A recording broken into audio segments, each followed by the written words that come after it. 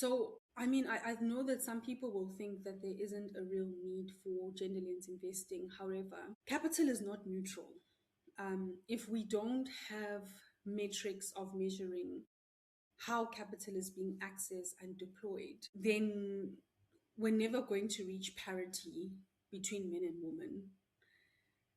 And there are certain gender lens investing frameworks, and these are informed by ESGs and SDGs. So ESGs is environment, social, and governance, and the SDGs are the social development goals. These are goals and global frameworks coming from the UN because they've just recognized the way that humans are living and the way humanity is currently being conducted is not sustainable.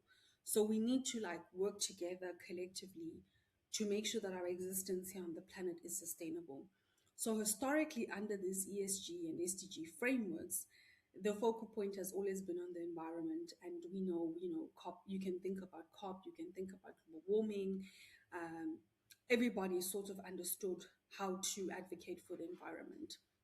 We're kind of progressing in the conversation now because it's quite a hard metric to manage.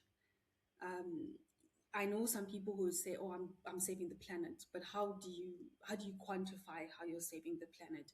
Very difficult metric to measure. But with the way that we're moving now in impact investing, where there's a bit more regulation, measuring metrics, the outcomes are starting to look a lot more tangible and concrete. So, for example, with something like gender lens investing, it would be, how much capital was allocated and then how much capital was deployed to specifically women. Why this is important is because if we don't do that and push to that, capital then always will remain in the same hands as it's already been circulating. And we can't say that women have had the same amount of time to participate in the economy as men have, because we know that historically that is not truth. Women have been participating in unpaid labor since the beginning of time.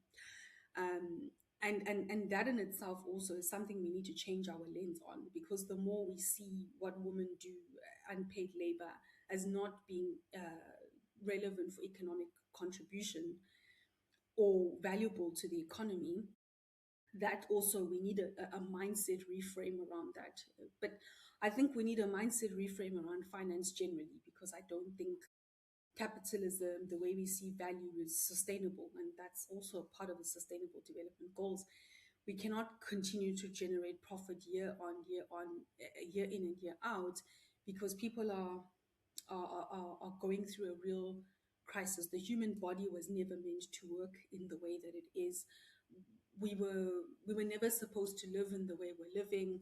We look at all the environmental impact. I think you sort of understand the point.